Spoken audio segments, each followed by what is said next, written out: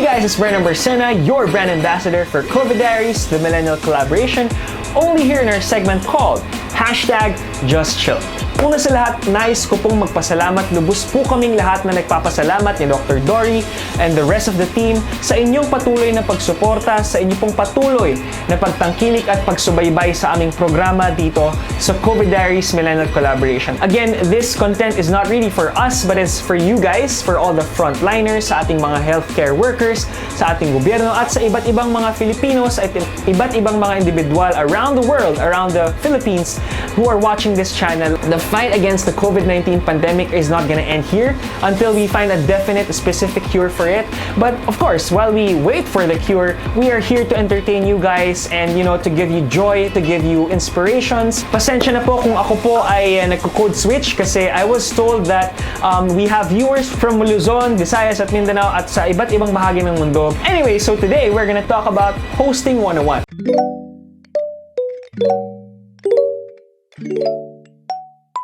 To start off, let's begin with this first slide. Myths of speaking, Diaries expressed to impress. Doon nakalatag yung mga tips niya kung paano ba maging successful host, paano ba maging public speaker. In public speaking, it is nature, not nurture. I'm sure familiar tayo sa kultura na naririnig natin na, ay hindi, magaling na yan, pinanganak yung magaling na singer. Magaling yan kasi pinanganak yung dancer. Well, in reality, hindi totoo yun. Actually, kung kilala nyo si Mozart, kung familiar kayo, he's one of the best musicians in the past. He didn't really have so much knowledge about playing the piano. He didn't really so much have knowledge about how to play music. Same goes for hosting. When you don't know how to host, okay lang yan. Hindi naman talaga tayo pinapanganak na magaling eh. Kumbaga, we have to attain a certain competency and mastery on something by practicing. It is possible to make butterflies in my stomach fly away. You always feel that, and I'm sure to all my viewers here, to all the viewers here who are watching, who are presenting their consolidated reports for their bosses, kapag kakakausapin niyo yung board, o kanyari meron kang presentation sa Monday, I'm sure nakakaramdam kayo ng butterflies. And again, even with the greatest speakers, they still feel nervous. They still feel as if they will make a mistake. It's as if they will feel na may kulang pa sa kanila. And it's totally normal. It's completely normal. Kailangan mo mag-practice until you get the hang of it, until you master the skill.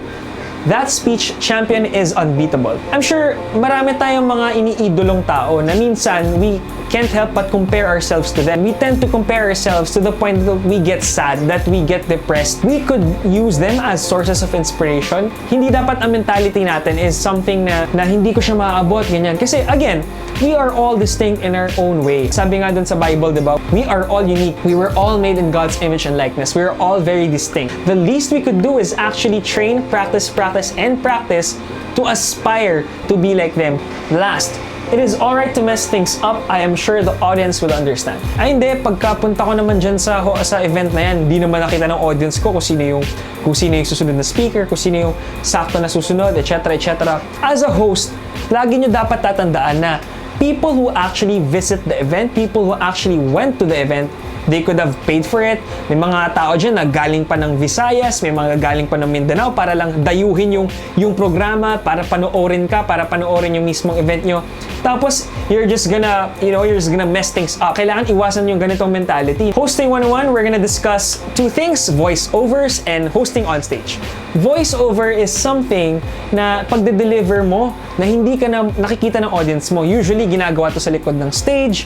Usually, ginagawa to sa side ng stage. So, hindi ka talaga makikita most of the time when you're doing voiceovers. When you do a voiceover, it is important that modulated siya, buo at lively. Hindi siya yung parang pananalita mo na ganito, na nagsasalita ka lang, na you're talking to your friends, you're talking to your loved one, kausap mo yung kasintahan mo, hello babe, mahal na mahal kita.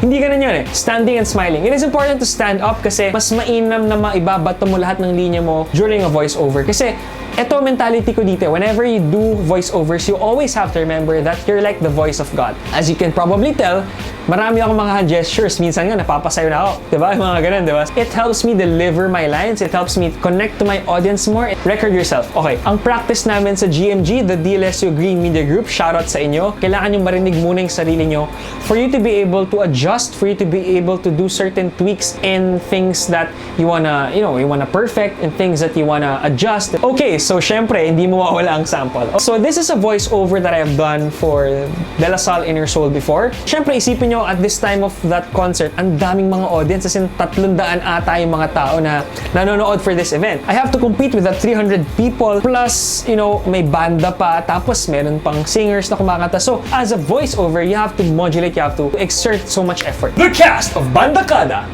La Salle Dance Company Street, La Salle Dance Company Contemporary, the newbies of De La Salle Inner Soul, Robert Cantuaco, Rene Blancaflor, and John Shane Red, the graduates of De La Salle Inner Soul, Raven Leonardo, Mariel Alcantara, Diana Tabitha Caro, and Matthew John Hunyosa.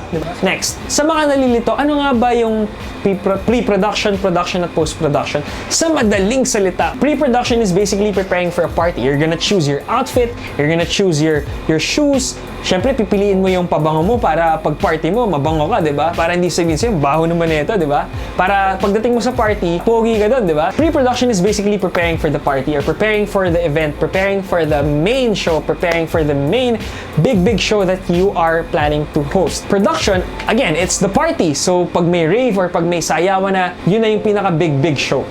Post-production, basically, again, post, kaya nga post, pagkatapos nung party, pagkatapos nung event mo. For pre-production, you have to prepare and research about the event. You have to Google everything. You have to contact your clients. You have to research, ano nga ba, saan ba siya gagawin, sino-sino yung mga involved, saan siya gagawin, ano yung kailangan gawin at hindi gawin, paano ko siya deliver, ganyan. Attire and call time. Merong formal, semi-formal, at casual. So, syempre, hindi naman pwede naka-rip jeans ka, tas yung pala yung event mo, naka-barong, naka-Americana, diba? Kunyari, ang call time mo 6 a.m., you should, in fact, be there at least an hour before or 30 minutes before. Magbaon ng maraming adlib. Adlibs are things na sinasabi kapag may extra time, kapag kinakailangan na magpahaba ng event kasi nga wala pa yung speaker, or kunyari, hindi pa prepared yung audience, etc.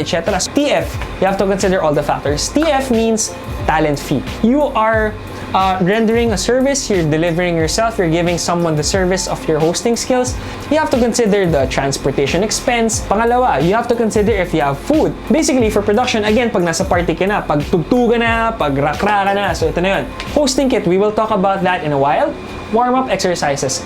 I'm sure for my viewers who are athletes, who are gym lifters, mga nagbubuhat sa gym, syempre, alanganin naman if magbubuhat ka or tatakbo ka or magbabasket ka na, hindi ka nakapag-warm up, hindi ka nakapag-stretch. Syempre, ang ending mo doon, cramps, di ba? So, it would lead to more injuries. The same way goes for hosting. Some warm-up exercises that we actually do, that we've done in GMG, again, shout out to GMG, have to jog in place para at least yung adrenaline tumaas siya. Roam around the venue. Again, iba kasi pagka stimulate yung mata ng audience mo eh. Mas maganda na gumagalaw yung mata nila para hindi sila antukin, para hindi sila makatulog per se sa event. What is a hosting kit?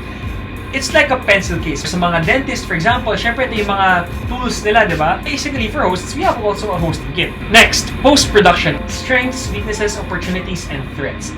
You say strengths, these are the things na kinaganda or yung maganda sa performance mo. Weaknesses, so these are the things na ano yung saan ako nagkamali, ano yung mga bagay na nakaligtaan ko, yung na-miss ko dun sa program flow. Opportunities, these are the things na pwede kong matutuhan, pwede kong ma-apply sa susunod kong pag-host. Threats, basically, these are the externalities, these are the external factors that I have to look out for. For example, umulan, traffic, nalate ako sa gig ko, di ba? 360-degree feedback within your clients and within yourself.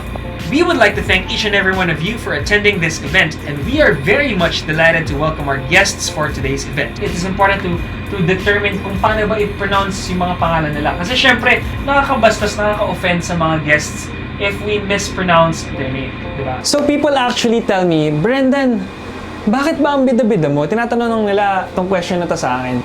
Because being bida-bida is actually an acronym for me. Okay, being bida-bida is actually number one, being assertive. Gawin mo. Huwag kang mahiya because they're paying you, they paid you to do a certain thing and you have to deliver. Have the initiative na kagad right away to immediately do some action. And of course, when you do your action, kailangan may integrity ka, may integridad ka. When you say integrity, it's about doing something right, without people actually looking behind your backs. Do what you love to do. Follow our passions, we fulfill our passions, we do what we love to do kasi dito tayo mag-excel. Always ask questions. You have to know ano ba yung mangyayari, sino yung lalabas sa event. Be open-minded to criticisms. You always have to remember, as a host, trabaho lang siya. It's not a personal thing. It's not something that makakabawas sa pagkatao mo. In fact, it could be better. It's okay to be a little extra. Kapag host ka, kailangan creative yung mind mo. So, kunyari, nabobore yung audience mo, make ways na mapapasaya mo sila, mapapa-entertain sila. Hindi lahat ng bagay dumadating sa buhay natin ng libre. May mga time na dadaan siya, pero hindi mo pala nakuha, magsisisi ka sa huli, di ba? So, dapat, pag nakita mo na siya, angkinin mo na, di ba? Just grab every opportunity and take every opportunity in front of you. Appreciate the people in front of you. Appreciate the people around you. When you host something, you appreciate everyone. You appreciate lahat ng tao na nasa paligid mo kasi they're the very reason why you're hosting. They're the very reason kung bakit may programa. Alright guys, thank you so much for watching. Diyan na po nagtatapos ang ating episode ngayon patungkol sa Hosting 101. Sana po nakapaghatid po ako ng saya sa inyo, nakapaghatid po sana ako ng inspirasyon at sana po natuto po kayo kahit paano sa ating Hosting 101 session ngayong gabi. Stay tuned sa ating next episode dahil ang pag-uusapan po natin ay Music Production 101. Paano nga ba mag-compose ng kanta? Paano nga ba mag-areglo? Anong software ang pwede nyo gamitin sa pag-compose ng kanta sa ating next episode? So yun lang guys. Again, maraming salamat. Thank you so much for watching. Please do follow our socials on Facebook. That's COVID Diaries Millennial Collaboration. And of course, on Instagram, follow us at COVID Diaries PH. Once again, thank you so much. #YOLO. #stay at home. Bye guys!